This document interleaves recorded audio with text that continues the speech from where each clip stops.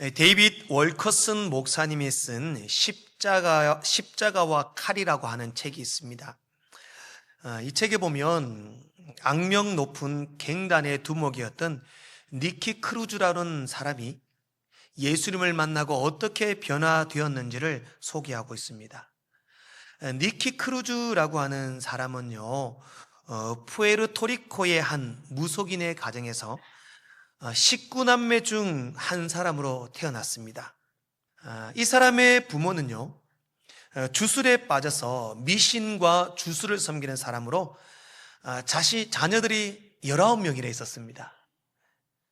그 19명의 자녀를 하나같이 학대하고 무시하고 그렇게 자녀를 양육했습니다.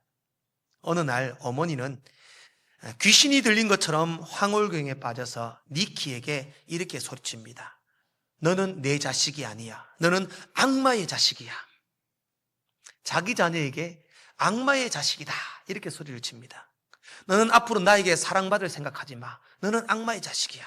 나는 너를 사랑할 수 없어. 그렇게 아이에게 소리를 칩니다. 아직 어렸던 그 아이는 엄청난 충격에 빠집니다. 9살 무렵 처음으로 자살을 시도했습니다. 마음에는 사랑이나 감정 따위는 없었습니다. 겉으로는 살아있는 사람처럼 보였지만 속으로는 점점점 괴물이 되어가고 있었습니다. 15살 때는 완전히 통제불능이 되었습니다. 아무도 니키를 감당할 수 없었습니다. 니키는 분노와 증오만이 가득 차 있었고 길거리로 버려진 삶을 살면서 당시 뉴욕에서 가장 악명 높고 잔인한 청소년 갱단이라고 불렸던 마우마우스라는 그런 청소년 불법 갱단에 들어가게 됩니다. 그때부터 피도 눈물도 없는 삶을 삽니다. 총과 칼을 휘두르면서 잔혹한 사람이 됩니다. 불과 그 갱단에 들어간 지 6개월 만에 행동대장이 됩니다. 경찰조차 무서워서 벌벌 떠는 악마 같은 존재가 되어버렸습니다. 한 정신과 의사는 니키에게 이런 진단을 내립니다. 당신은 치료 불가능한 동물입니다. 당신에게 남은 길은 딱 2가지가 있습니다. 전기 의자에 앉아서 사형을 당하거나 감옥에서 썩어 죽는 것뿐입니다. 이렇게 진단을 내립니다. 그러던 1958년 어느 날 펜실베니아에서 올라온 젊은 목사가 한 사람이 있었습니다. 이분이 바로 뉴욕의 불량배들을 전도하기 위하여 올라온 데이빗 월커슨 목사님입니다. 아까 그 십자가와 칼이라는 책을 쓴 목사님이시죠. 이 목사님이 니키 크루즈를 만납니다. 그리고 복음을 전합니다. 예수님은 당신을 사랑합니다. 니키는 월커슨 목사님의 이 전도를 받고 분노합니다. 월커슨의 뺨을 때리고 침을 뱉고 발로 짓밟으며 이렇게 말합니다. 한 번만 내 눈에 띄면 너는 내가 칼로 찔러 죽여버릴 거야. 눈에 띄지 말라는 거죠. 그때 월커슨 목사님은 이런 말을 합니다. 당신이 나를 죽여서 천조각처럼 토막을 낸다 하여도 그 토막난 조각들이 당신을 향해 예수님은 당신을 사랑합니다 라고 소리칠 것입니다. 당신이 나를 죽일 수 있을지는 몰라도 당신을 향한 예수님의 사랑을 죽일 수는 없습니다. 월커슨 목사님의 그 간절한 외침은 니키의 가슴에 깊이 박혔습니다. 평생 악마라는 소리를 들으면서 돌처럼 딱딱하게 굳어졌던 그 니키의 영혼이 점점 깨어지기 시작했습니다. 지금까지 누구도 그 자신을 사랑한다고 말해준 적이 없었기 때문입니다. 그리고 얼마 후에 월커슨 목사님은 뉴욕에 있는 청년들, 대규모 청년들을 모아놓고 청년 집회를 열었습니다. 그리고 니키와 그 갱단의 조직원들, 니키의 밑에 있는 모든 부하 직원들 다 초청을 했습니다.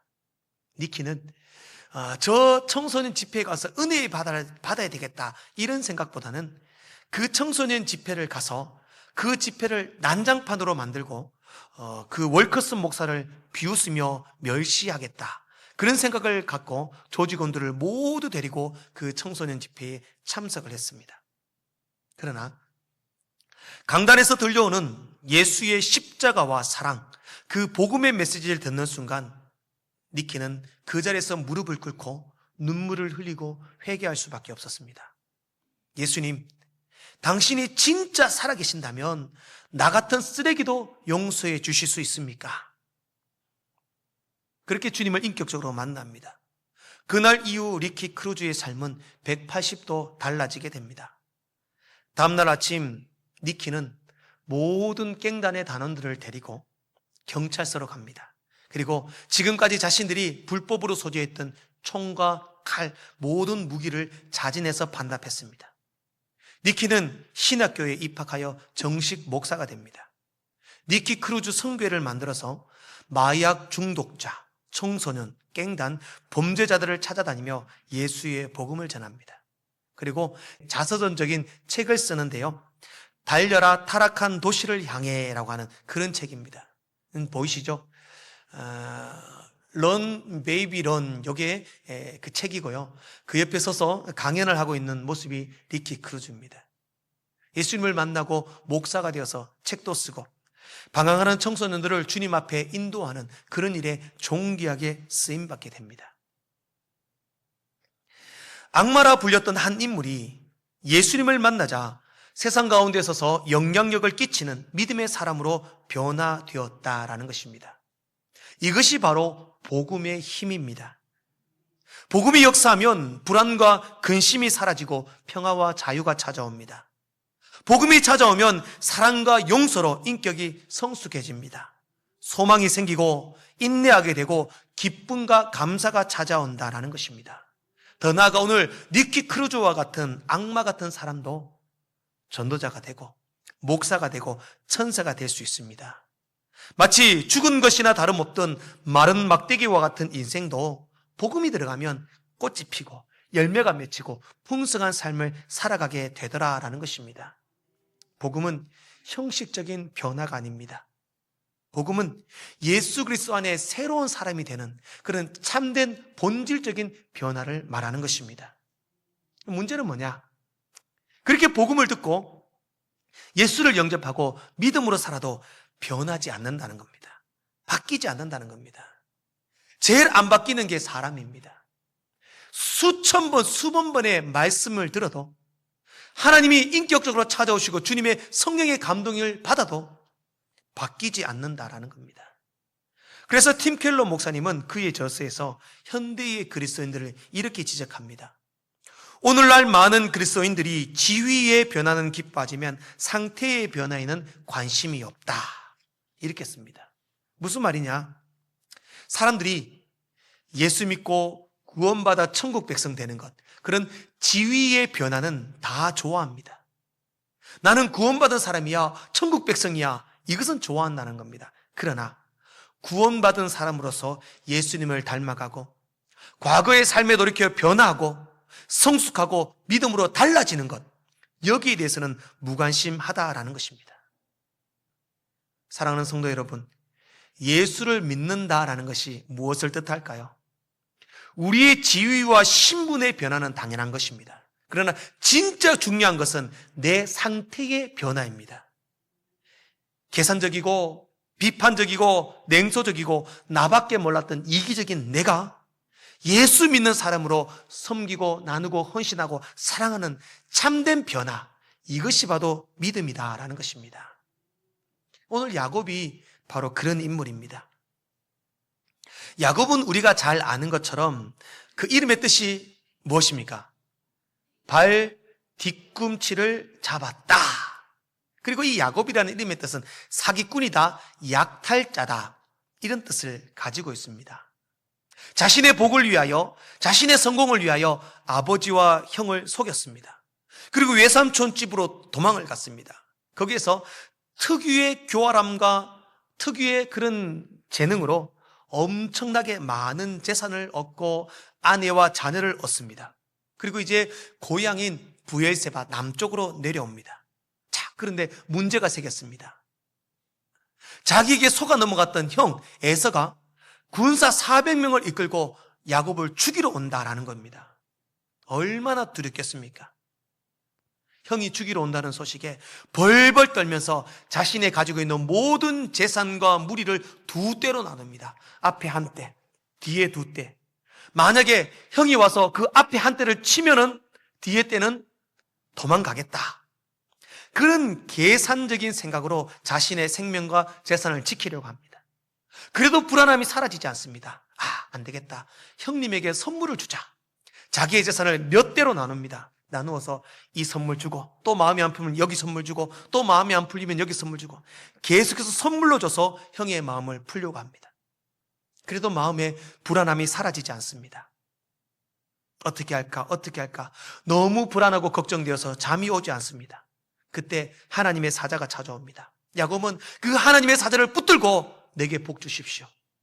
지금 나의 이 고난의 문제 해결해 주십시오. 붙들고 씨름합니다. 그때 하나님의 사자는 야곱의 허벅지를 치고 야곱에게 새 이름을 줍니다. 야곱아, 너는 이제 야곱이라 부르지 말아라. 너는 이제부터 이스라엘이라 해라. 새 이름을 주셨다라는 겁니다. 야곱은 이제 더 이상 과거의 야곱으로 살아서는 안 됩니다. 하나님이 주신 새 이름 이스라엘, 하나님과 겨루어 이긴 자, 새 이름을 받았다라는 겁니다. 새 사람이 되었다라는 겁니다. 마찬가지입니다. 야곱은 달라졌습니다. 과거의 야곱이 아니라 이스라엘로 살아가는 첫 걸음을 오늘 본문에서 떼고 있습니다.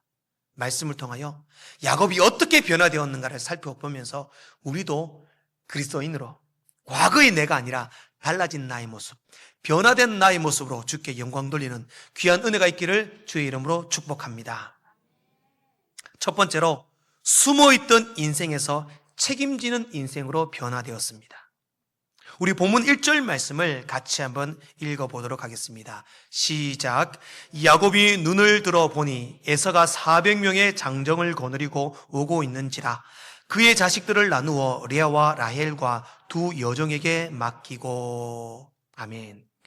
상황이 매우 긴박해졌습니다. 눈앞에 형이 400명의 군사를 데리고 다가오는 것이 보입니다. 이제 피할 곳도 없고 정면으로 그 형을 맞이해야 됩니다. 얼마나 무섭겠습니까?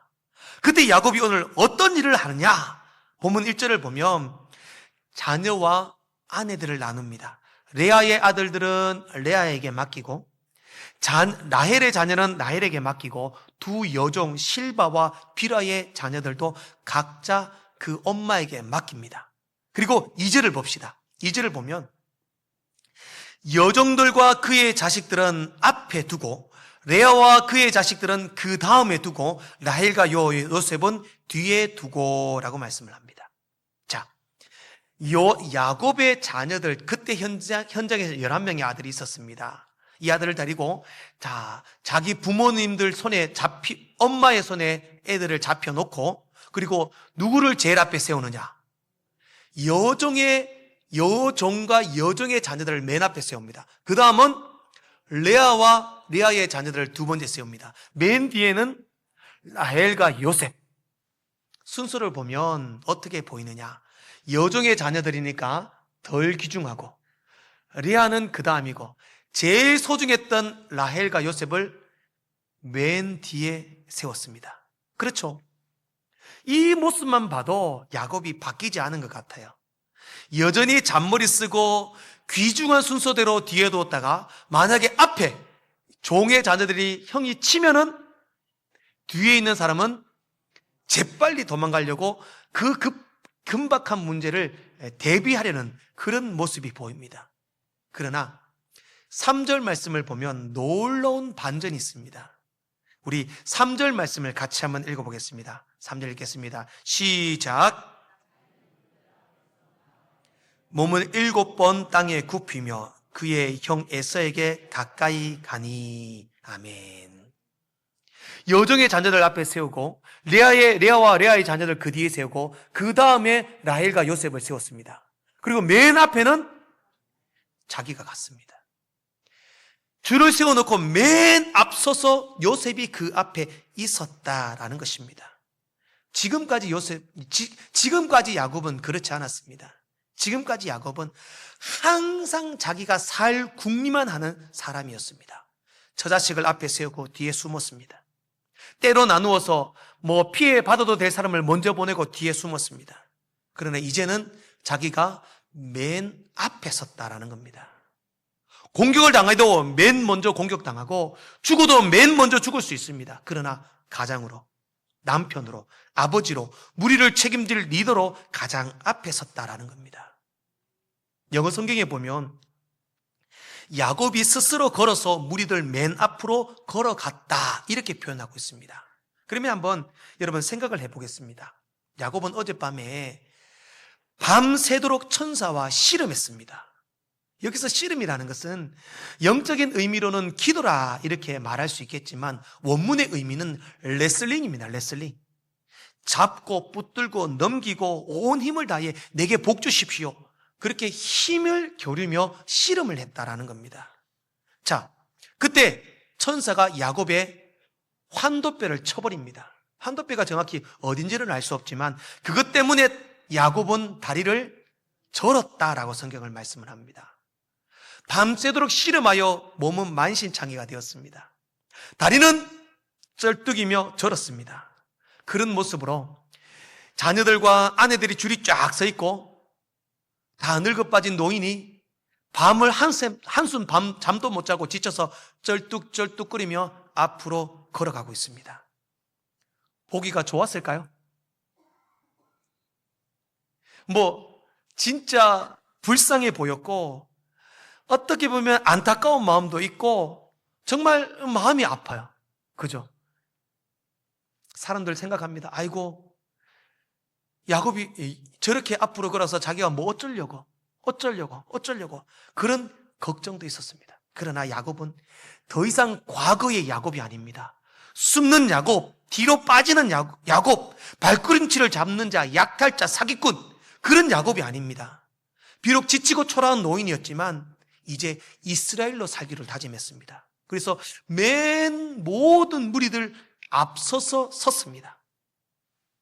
그리고 에서 앞에서 몸을 굽혔습니다. 오늘 본문에서 몇 번을 땅에 굽혔다? 7번을 땅에 굽혔다 이렇게 말씀합니다. 정확하게 딱 7번만 굽히고 절했을까요? 7이라는 숫자는 완전수를 의미합니다. 몇 번인지 알 수 없습니다. 수도 없이 엎드리고 엎드렸습니다. 언제까지? 에서가 화가 풀릴 때까지 엎드리고 엎드렸습니다. 자, 이제 야곱은 달라졌습니다.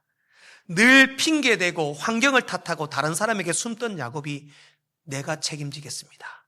앞자리에 서서 직접 행동의 변화로 에서 앞에 무릎을 꿇고 용서를 구했다라는 것입니다. 이것이 야곱에게 있었던 변화였습니다. C.S. 루이스도 그의 책에서 이렇게 쓰고 있습니다. 그리스도인들이 예수를 믿고 변화된다는 것은 단순히 말을 잘 듣는 말이 되는 것이 아니라 날개 달린 페가수스가 되는 것이다. 이렇게 씁니다. 여러분, 페가수스가 뭔지 압니까? 로마 그리스 신화에 나오는 왜 날개 달린 말이 있지 않습니까? 날개 달린 말. 그러니까 이 C.S. 루이스가 하는 말이 뭐냐면 예수 믿고 변화되었다면 그저 말 잘 듣고 온순해지고 착해진 그런 말이 되는 게 아니라 날개 달린 말, 완전히 달라지고 변한 새로운 말이 되는 거다. 이게 변화다라는 겁니다. 마찬가지입니다. 우리가 예수를 믿었다면, 주님의 은혜를 경험했다면 단순히 좋은 사람, 착한 사람이 되는 것에 머물러서는 안 됩니다. 예수를 믿는 사람부터 우리는 완전히 하나님의 사람이 되어야 하는 것입니다. 야곱이 아니라 이스라엘이 되어야 하고 페가수스가 되어야 합니다. 날개 달린 말, 본질이 바뀌어야 하고 삶이 바뀌어야 하고 행동이 바뀌어야 합니다. 어떤 위험한 상황에서도 성도로서의 맨 앞자리에 서서 내 책임을 다해야 합니다. 새 사람이 되어야 하고 말만 달라지는 것이 아니라 실제적인 행동과 삶이 바뀌어야 하는 삶, 그런 변화된 삶으로 주님 앞에 세워지는 여러분 되시기를 축복합니다. 두 번째로, 자랑하던 입술에서 은혜를 고백하는 입술로 변화되었습니다. 과거와 달라진 야곱을 만난 형 에서는 야곱이 얼마나 안타깝게 보였던지 서로 부둥켜 안고 입을 맞추고 울고 형제가 이제 극적인 상봉을 합니다. 자, 5절 말씀입니다. 에서가 눈을 들어 여인들과 자식들을 보고 묻되 너와 함께한 이들은 누구냐? 형은 20년 만에 동생을 만나니까 동생이 온 식구들과 무리들을 이끌고 오니까 무리가 많은 거예요. 형이 묻습니다. 야, 이들 다 누구냐? 누굽니까? 아내와 자식들입니다. 그죠? 아내와 자식들입니다 라고 말을 하는 게 맞습니다. 그러나 야곱의 대답이 놀랍습니다. 뭐라고 대답합니까? 하나님이 주의 종에게 은혜로 주신 자식들이니이다. 놀라운 고백을 하고 있습니다. 야곱은 아내와 자식을 얻기 위하여 20년 동안 죽을 고생을 했습니다. 그러나 그 모든 결과를 하나님의 은혜로 하나님께서 종에게 주셨다. 이렇게 고백하는 것입니다. 11절 말씀에서도 이렇게 고백합니다. 하나님이 내게 은혜를 베푸셨고 내 소유도 족하오니. 하나님의 은혜였습니다. 고백하는 겁니다. 야곱이 원래 이런 사람이었을까요? 아닙니다. 우리 앞에 화면을 보시고 한번 말씀을 보겠습니다. 창세기 30장 30절 말씀입니다. 함께 보겠습니다. 시작. 내가 오기 전에는 외삼촌의 소유가 적더니 번성하여 때를 이루었으니 내 발이 이르는 곳마다 여호와께서 외삼촌에게 복을 주셨나이다. 외삼촌이 누구 때문에 복 받았다? 야곱. 내 때문에. 야곱 때문에 복 받았다는 겁니다. 31장 40절입니다. 함께 보겠습니다. 시작. 내가 이와 같이 낮에는 더위와 밤에는 추위를 무릅쓰고 눈붙일 겨를도 없이 지냈나이다. 밤낮으로 일하고 땀 흘리고 눈붙일 겨를 없이 일해서 이 많은 업적을 이루었습니다. 고백하는 겁니다. 계속해서 32장 10절 말씀 함께 보겠습니다. 시작. 내가 내 지팡이만 가지고 이 요단을 건넜더니 지금은 2때나 이루었나이다. 아멘. 과거에 하나님의 은혜를 경험하기 전에 야곱의 모습은 전부 다 내가 이루었습니다. 내가 밤잠 안 자고 열심히 일했습니다. 내가 지금 요단강 건넜대. 지금은 2때나 이루었습니다. 누가 했다? 내가 했다. 이 고백이었습니다. 그러나 오늘 야곱의 고백은 하나님의 은혜로 주셨습니다. 말이 달라진 거예요. 고백이 달라진 겁니다. 여기에 대해서 미국의 대표적인 복음주의 설교자로 알려진 프란시스 첸 목사님은 풍선에 대해서 비유를 합니다. 차두리 닮았지만 아닙니다. 프란시스 첸 목사님이신데 이분이 풍선을 들어서 설명하는데요. 여러분, 풍선이 바람이 가득 들어있는 풍선은 이렇게 잡고 있으면 어떻게 될까요? 둥둥 뜨기도 하고 바람이 가득 들어있으면 풍선이 빛도 반짝반짝거리고 예쁘고 좋아 보이지 않습니까? 그죠? 빵빵하게. 그러니까 바람이 가득 들은 풍선이 탱글탱글하고 아주 예쁘게 보이니까 둥둥 하늘을 떠다니면서 밑에 깔려있는 장난감들에게 이렇게 이야기했대요. 얘들아, 나 좀 봐. 나 너무 예쁘지 않니? 나는 이렇게 하늘도 날 수 있단다. 난 말이야, 그렇게 바닥에서 뒹구는 쭈글쭈글한 너희들과 달라. 나는 차원적으로 달라. 풍선이 자기를 그렇게 자랑하더래요. 그런데 갑자기 주인이 와서 그 묶어놓은 매듭을 딱 풀어버리는 거예요. 어떻게 될까요, 풍선이? 피 바람이 빠지면서 바닥에 탁 떨어지는 거예요. 바람 빠진 풍선 예쁠까요? 쭈글쭈글 볼품없는 고무조각만 남아있는 거예요. 무슨 말입니까? 풍선이 하늘을 날 수 있고 빵빵하고 탱글탱글한 모습을 유지할 수 있는 것은 그 속에 들어있는 공기 때문입니다. 우리 인생이 그렇다라는 겁니다. 지금까지 우리의 삶을 보면 얼마나 많은 복을 받았습니까? 안락한 집이 있고 먹고 살 수 있는 경제적인 여유가 있고 교회에서 직분마다 열심히 일하고 있습니다. 마치 빵빵하게 불어올린 풍선처럼 멋지게 보입니다. 그러나 그 풍선 안에는요, 하나님께서 우리에게 불어넣어 주신 은혜의 공기가 있기 때문에 우리가 빵빵한 풍선이 되는 겁니다. 만약에 그 은혜의 공기가 다 빠져버리면 어떻게 될까요? 우리는 쭈글쭈글한 그냥 바닥에 널브러져 있는 풍선, 바람 빠진 풍선이 될 수밖에 없는 것입니다. 야곱은 그 사실을 깨닫게 된 거죠. 형님, 제가 한 것은 아무것도 없습니다. 하나님께서 내 삶에 은혜의 공기를 불어넣어 주셔서 내가 이렇게 살게 되었습니다. 말이 달라진 거예요. 내가 온통 자신의 업적을 과시하던 야곱은 이제 하나님의 은혜입니다 라고 고백하고 있는 것입니다. 이것이 바로 은혜 받은 인생의 변화된 말의 모습입니다. 하나님께서 바벨탑을 쌓던 인간들을 다 흩어버리신 이유가 뭡니까? 여기다 우리가 우리 이름을 내자. 그 이유 때문에 흩어버리셨습니다. 은혜를 아는 자는 나를 잊어버려야 합니다. 은혜를 경험하는 자는 우리 말의 사전에 내가 했습니다 라는 말이 사라져야 합니다. 어떤 말을 해야 될까요? 하나님의 은혜입니다. 이 말이 우리의 모든 언어의 중심이 되어야 할 줄로 믿습니다. 제가 한 가지 질문을 해보겠습니다. 여러분, 너무 아름답고 멋지십니다. 역시 우리 서부교회 성도는 대단하십니다. 한 번 더 물어보겠습니다. 여러분, 너무 아름다우십니다. 그렇죠. 이것이 우리의 언어가 되어야 한다라는 겁니다. 우리는 그저 풍선조각에 불과합니다. 그 풍선조각 같은 우리 인생에게 하나님께서 은혜의 공기를 불어넣어 주셨기 때문에 우리가 이만큼 살아갈 수 있음을 믿습니다. 이제 그 은혜를 고백하며 삽시다.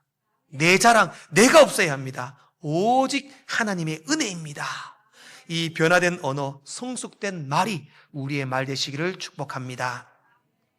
마지막으로 두려움의 시선에서 은혜의 시선으로 변화되었습니다.